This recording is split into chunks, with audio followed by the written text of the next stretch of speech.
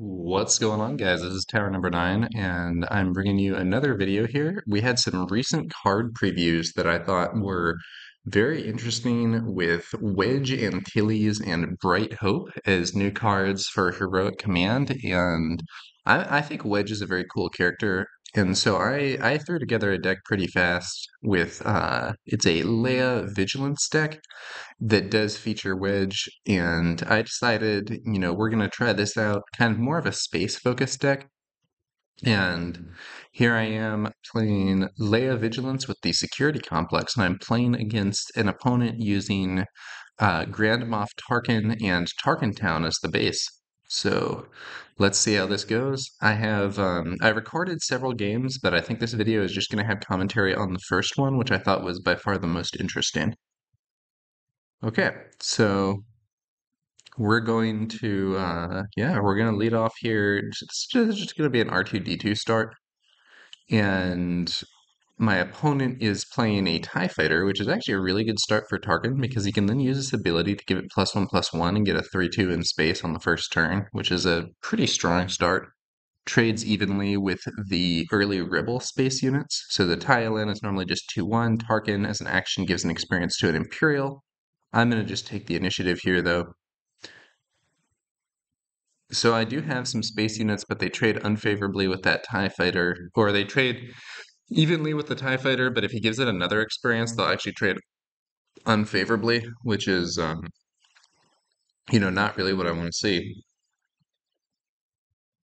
Opponent thinking about the resource choice there. I end up resourcing this entrenched. In principle, I could use the entrenched on one of those space units in order to get a favorable situation there, but the timing is too slow. It would take me 2 turns to do it, so that's not really going to be my move. Um, I think what I'm going to do here is I'm going to play. So I could play Restored Arc. If I were Luke, playing Restored Arc and giving it a shield would be a pretty good move, but Leia can't do that. I could play the Resupply, or I could play the Wing Leader here. I end up going for the Resupply. Put this event into play as a resource, just kind of ramp up faster. And that allows me to avoid the potential of playing the Wing Leader, only to have my opponent give the TIE another +1 and then kill it. My opponent plays a Super Laser Technician, kind of a ramp card of his own. And at this point, I could attack with R2 for 1 damage, and I do so. Another option would be simply to take the initiative, but I think he's going to attack me with his tie. So by attacking with R2, it's free and I get to filter. I'm happy that I get to filter because I see another copy of R2, which I don't want to have in hand. Send that to the bottom of the deck. My opponent indeed hits me for 3 with a tie, and I have a big space presence in this hand. The question is, how much of it am I going to want to actually play? So I have 2 Wing Leaders, a Restored Arc. I actually have Wedge and Dodonna. So both of these are really strong buffing components for this build. Dodonna is a 4/4 that gives all Rebel units +1/+1, and I think most or all of the units in this build are Rebels. Whereas Wedge Antilles gives all your vehicle units +1/+1 and ambush, and he has slightly better fighting stats as well. So I decide I'm going to bring out the Wing Leader buff C3PO. Or I'm sorry, buff R2D2. My opponent trades the Super Laser Technician into R2. In retrospect, it might have been better to bring out Leia and then have the Wing Leader buff her.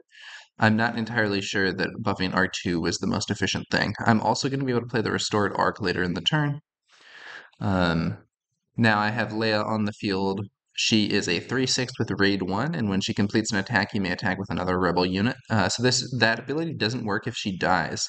And someone actually pointed out to me that this is the case for Ezra's ability as well. Ezra Bridger's ability only works if he survives to the end of the attack, which I did not realize at the time.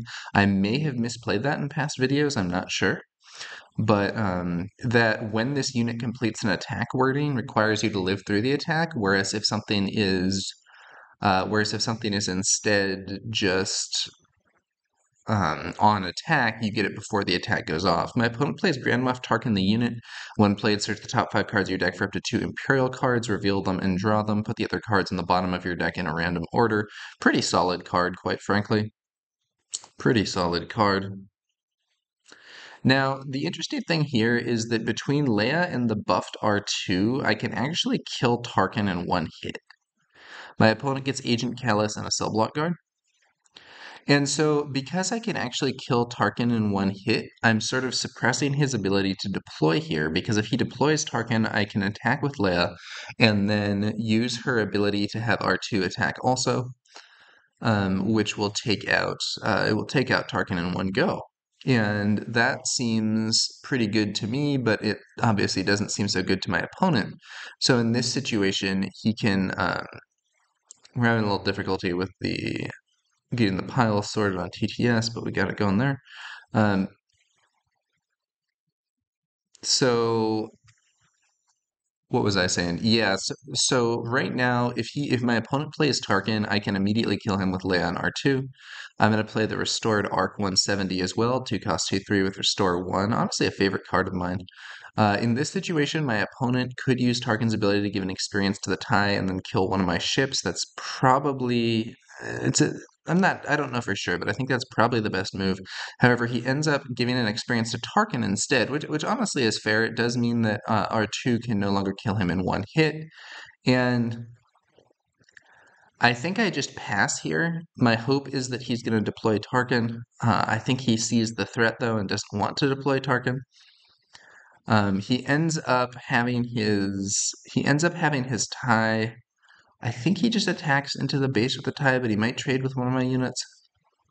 Um, I believe, attempts to use Tarkin Town on one of the ships here, which you actually can't do. Tarkin Town deals 3 damage to a damaged enemy unit. I think that might be this game.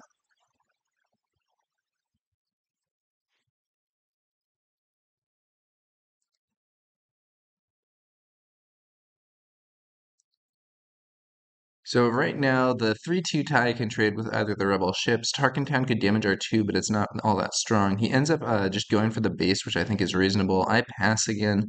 I actually think I'm probably misplaying this because my opponent can take the initiative and just go to the next turn without ever deploying Tarkin. And if he does that, then he has the initiative going into that turn. I know he has a copy of Agent Callus, and he can use that to potentially clear that R2. Yeah, so here's where he attempts to use Tarkin Town to kill the restored Arc, and I point out that's not allowed. So I think he ends up just taking the initiative, and if you take initiative after your opponent passes, the turn actually ends. So I think this ended up being to my disadvantage. I was maybe a little too clever for my own good there, with in terms of hoping to wait Tarkin out and then take him out on deployment. My opponent takes the initiative, and the turn ends, so I don't get use out of Leia and R2. I think it would have been considerably better if I had just had Leia attack the base for 4 and had R2 clear Tarkin. Or once he put the experience on Tarkin, I could have Leia attack Tarkin and R2 hit the base one way or another. I think that would have been stronger than the play that I ended up making, where my opponent ends up getting the initiative, and I do know he has that copy I know he has that copy of Agent Callus in hand now, which could be a big problem for me. Since Callus can take out R2, survive, and draw a card, that would be a pretty big play. And once he did that, he would be free to deploy Tarkin without the threat of being killed in one hit. So I thought I was causing him problems, but I think in some ways I was actually sort of allowing him to get into a position where he could escape. And it would have been better, I think, to push for more damage to the base, let him deploy Tarkin. Could be wrong, though. Could be wrong. We'll see how this plays out. My opponent spends 3 for a cell block guard. Not the thing I'm most worried about. I'm very happy that he didn't lead off with Agent Callus to take out R2 here. I'm gonna try to rectify my mistake by playing General Dodonna, who gives all rebel units +1/+1. That's actually my entire board. So he gives other friendly rebel units +1/+1, rather. So now, with the General Dodonna buff and with R2D2, having the experience, he is now actually 4 power, which means that Callus would trade with him instead of getting a kill and staying on board. Similarly, Leia now has 4 power, even on the defense, which means that an enemy unit attacking into Leia would an enemy unit attacking into Leia would take more damage. Callus couldn't attack Leia and survive. And Dodonna himself is, of course, a tempting target in some ways. But I have a plan for that too. It also makes my situation in space a lot better. So my opponent plays a Snowtrooper Lieutenant to send Tarkin in at +2 and actually uses that to attack Leia. Leia does defeat Tarkin. So Leia does defeat Tarkin thanks to the buff from Dodonna, but she takes 5 damage and is now going to die to the next hit. I think it would have been probably better for that attack to go into Dodonna instead of into Leia. But perhaps my opponent didn't realize the situation with Leia having 4 power at first because it looked like he thought that Tarkin was just going to take some damage from that attack. Does move him closer to getting my leader off the board.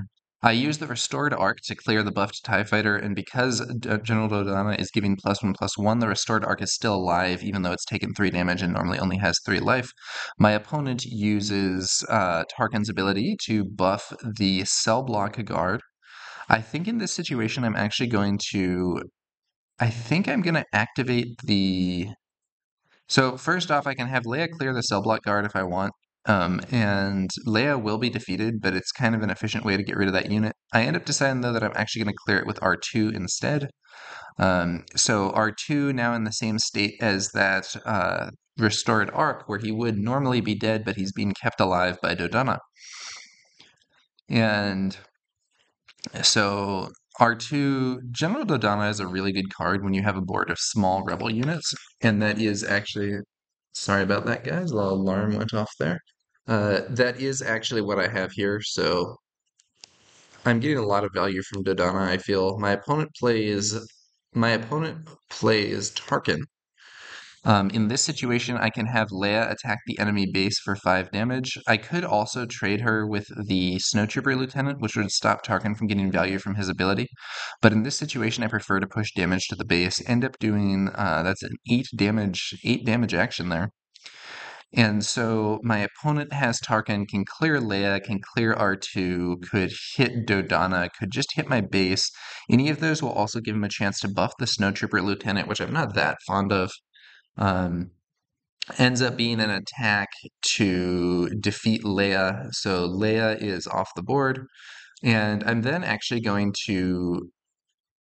So one option I have here, which I'm actually going to use, is activating the security complex, which is epic action. Give a non leader unit you control a shield token. So I use that to shield Dodonna because he's kind of a linchpin card right now and has a very important role. I want to keep him alive, so he gets a shield. And then my opponent uses Tarkin Town to defeat R2 there. I think maybe seeing that Dodonna was shielded and would be difficult to take out, he defeats R2 to prevent R2 from trading with Tarkin, which would be, very nice for me. I now have an Agent Callus of my own, though, and I'm going to lead the turn. Agent Callus, I think, is maybe one of very few non-rebel cards in this deck. So 4/4 with Ambush, he comes into play, defeats Tarkin, and when another unique unit is defeated, you draw a card. So I've drawn another card, as well as developing my board with Callus, who I think is quite strong. And the board state here is looking very favorable for me, but my opponent has some stuff here. We see I believe it's an overwhelming barrage. Yeah, so he gives that Snowtrooper Lieutenant +2/+2 for 5 total, and then gets to deal damage, that damage spread out as he likes. So he deals 2 damage to Callus, killing him, 1 damage to Dodonna, knocking off the shield, 1 damage to the restored arc, killing it, and then he can do 1 damage to Dodonna or 1 damage to the wing leader. The wing leader will remain alive because of the buff from Dodonna, but it gets into position where it will die as soon as Dodonna does. Not a favorable situation for me. Huge value off Overwhelming Barrage, one of the best cards in the game. I choose to use Leia to have both Dodonna and the wing leader attack. That's going to be 7 damage. This combined attack is quite useful because when he attacks Dodonna with the Snowtrooper Lieutenant, Dodonna will be removed, and the wing leader will actually also die because it's relying on Dodonna's buff to stay alive. So the fact that Leia allows you to do that double attack gained me 3 damage to the base that would otherwise get cut off. So he defeats Dodonna with his with his Snow Trooper Lieutenant, and but Dodonna actually puts 4 damage on the Snow Trooper Lieutenant, which means that once the buff from Overwhelming Barrage wears off, the Snow Trooper Lieutenant dies also.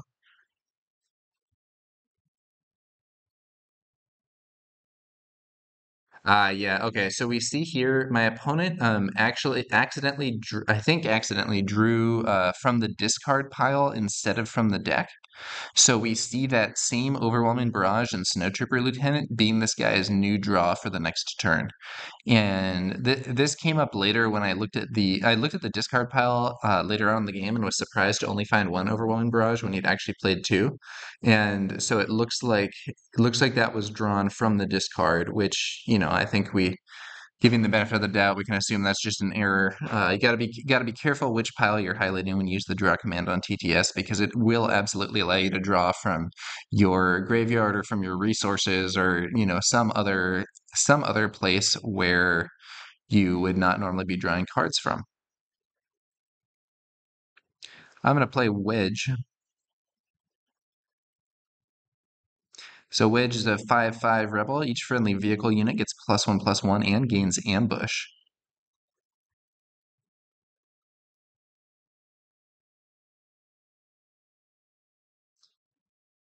Pretty cool new card. I think he's a very cool character in Star Wars. Some of the stuff with him is from the old Legends canon, but he's got some very cool stuff going on. So for another alarm there, guys, I'm gonna make sure there aren't any more coming.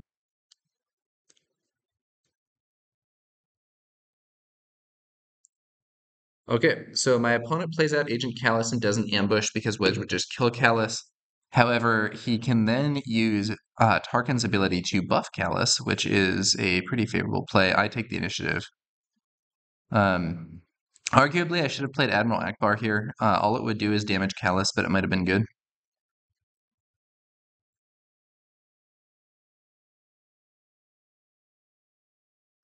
Also, arguably, I should have played Home 1 here instead of playing Wedge. I'm not entirely sure why I played Wedge. I might have been miscalculating and thinking I would be able to play that transport as well. My opponent then brings out the Snow Trooper Lieutenant. So that was the card that was sort of mistakenly drawn in the previous turn, I think, although he might have drawn another one, not sure.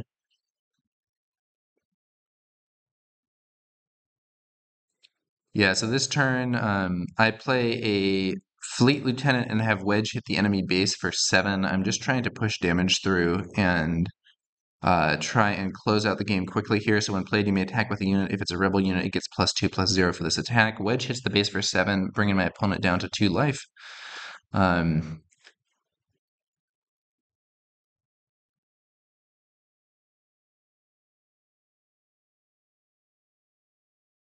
My opponent plays out that Overwhelming Barrage and defeats Wedge and deals 2 damage to the Fleet Lieutenant as well. Not what I want to see here.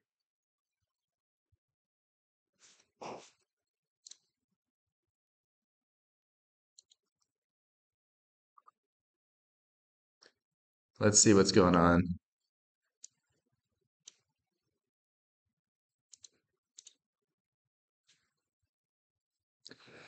I'm going to play the Bright Hope Transport, which is a 2/6 Sentinel. When played, you may return a friendly non-leader ground unit to its owner's hand. If you do, draw a card.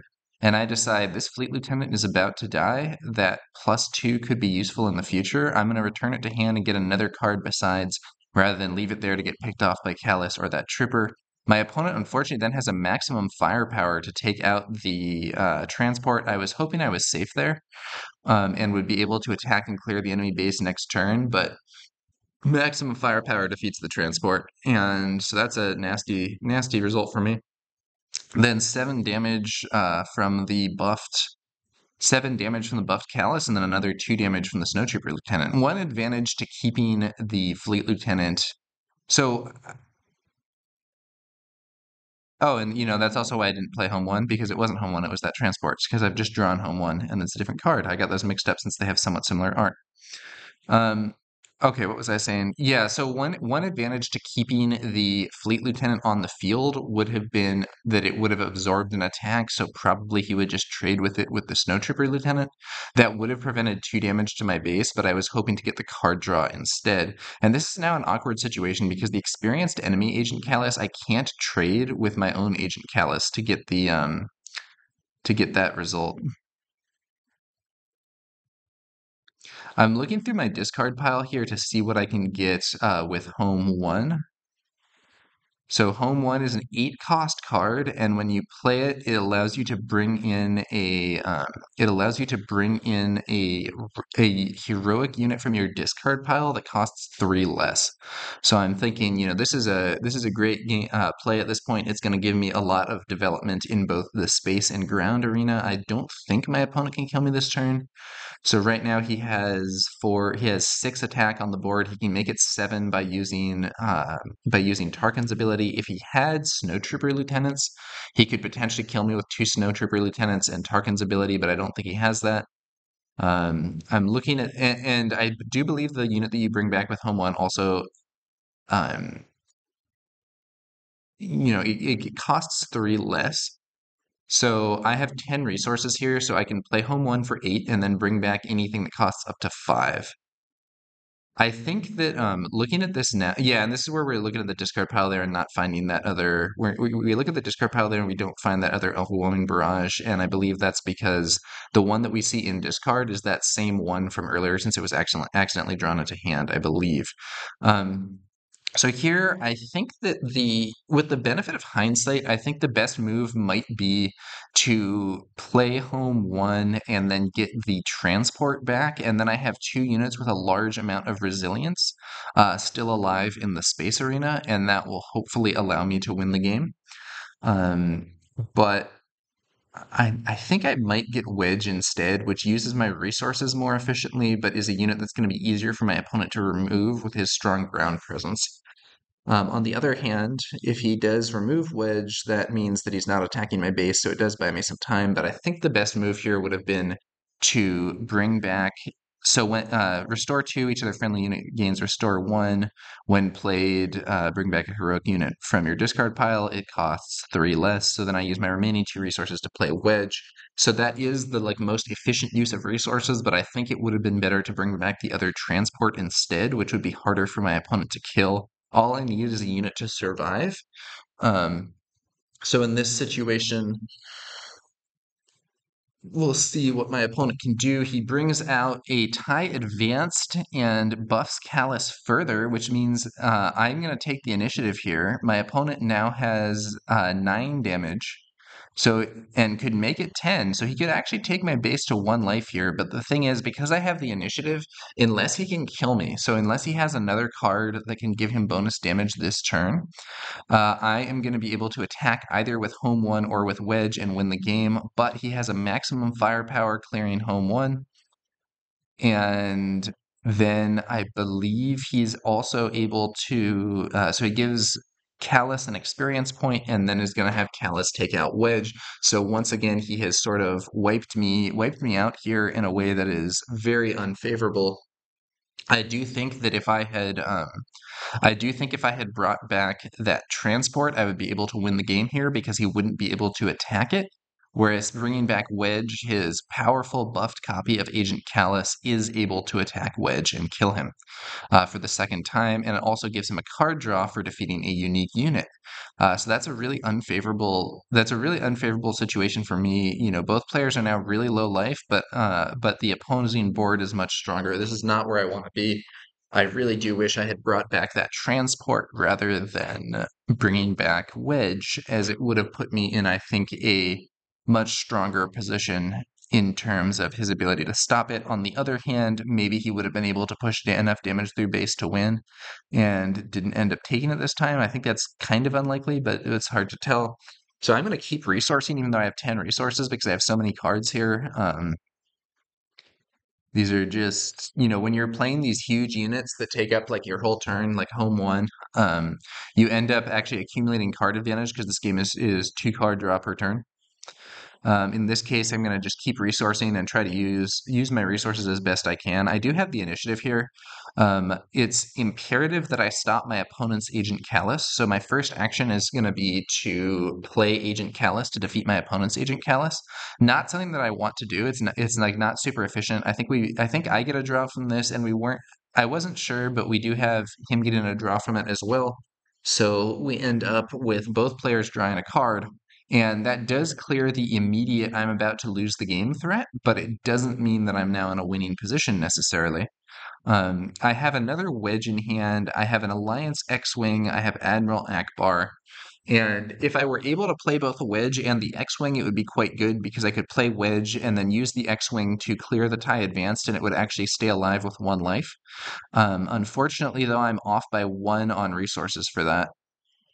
Um, And yeah, so we were discussing the issue with whether Callus draws a card if he's killed on defense by another unique unit that kills him. We ended up saying yes, which I think makes more sense, but I'm actually not sure. Like they haven't published the full timing for this game yet, and until they do, I think some of these issues are going to be a little ambiguous as to like when certain things go off. Um, but we'll see what happens here.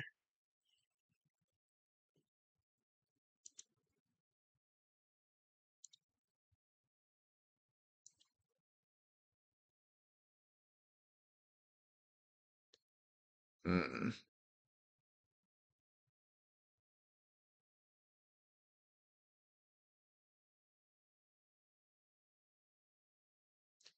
Okay, what's going on here? Yeah, there's the card draw. I think TTS is a odd program at first. Um, so I have my opponent played a Tarkin there, drew two cards, is in the process of searching, ends up being another Agent Callus. Agent Callus, very strong card, and is an Imperial, which means that the Imperial synergy is so even though Callus can be played by both Imperials and Rebels, the Imperial synergies work with him and the Rebel ones don't. My opponent is taking the unused cards into hand and bringing them out here to shuffle them and put them on the bottom of the deck. So with Callus and a Snow Trooper Lieutenant, I now know that my opponent can do bonus damage here. That Snow Trooper Lieutenant is potentially +2 damage to the base, and the Callus is a nasty ambush threat. He does have enough resources to play Callus. Um, I think I decide my best hope here is I'm going to play my Alliance X-Wing.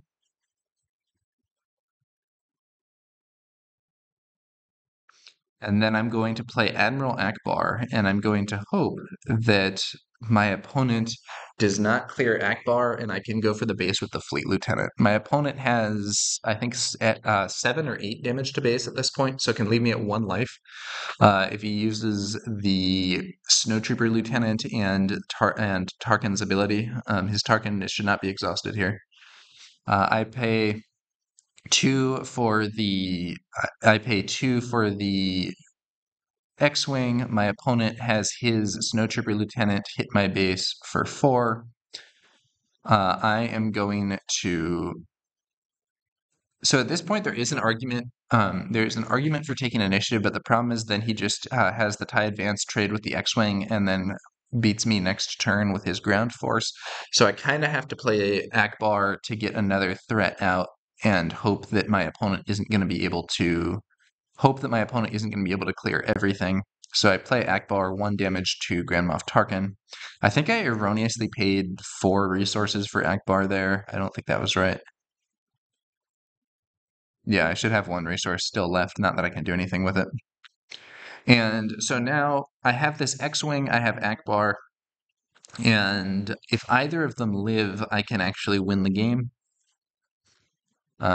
Because the Fleet Lieutenant can send Akbar in for +1. My opponent plays an open fire here and for 4 damage, but actually plays it on the X-Wing. I take the initiative, and my opponent hits my base for 3 more damage, leaving me at only 2 life. So it's 2-2, and Akbar can only deal 1 damage. But because I have that fleet lieutenant, I can actually win the game here. And this is an interesting scenario because my opponent, if he had played the open fire to kill Akbar instead, would have been able to then trade the TIE Advanced for the X-Wing, leave me with no board, and probably win with those ground units next turn, though there was some risk that I would draw a Sentinel or something. Even then, though, I don't think that I would have been able to get the win. However, because Akbar was left on board, that fleet lieutenant who was rescued by the Alliance transport earlier is able to come back and get me the win. We did record 2 other games with these builds, but they were less interesting, so I think we're going to leave it there. So that was a close fought game with Vigilance Leia versus Aggression Tarkin, using some of those new cards, using Wedge, using that new transport. I think these are very interesting cards, Wedge and Bright Hope.